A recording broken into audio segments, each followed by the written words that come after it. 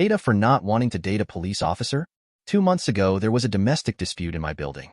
I, 25F, was coming home when I noticed two police officers waiting for the elevator. I would have waited for the next one, but we only have two elevators, and one was broken.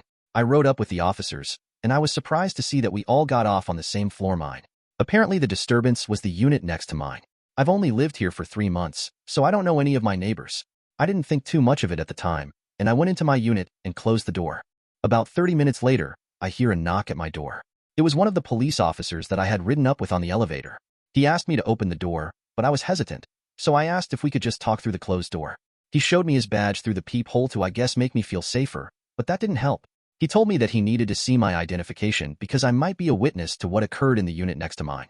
I told him that I saw nothing, so I wouldn't be a big help. He told me that either I talk to him now, or I have to go to the police station in the morning, which could take all day. I'm a student. I couldn't take off a whole day to talk about an incident, so I agreed. He didn't come inside my place. We chatted at my door. He asked me for ID, so I gave him my driver's license. He wrote down my information, my number as well, and told me that he would be in contact. 2 days later, I spotted him at my building after coming home from class. He asked me how my neighbors were doing, and I said fine, and tried to get into my building. He stopped me and said that he thought he and I had chemistry the night we met, and he asked me out. I told him that I had a boyfriend, lie, and I sidestepped him into my building.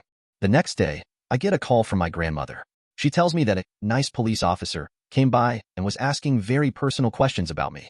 The person she describes sounds exactly like the police officer who asked me out.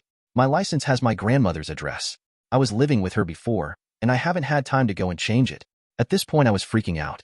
I told her not to talk to him and not to answer the door if he comes back. 2 weeks ago, I'm walking home from class, and I jaywalk to get to my building.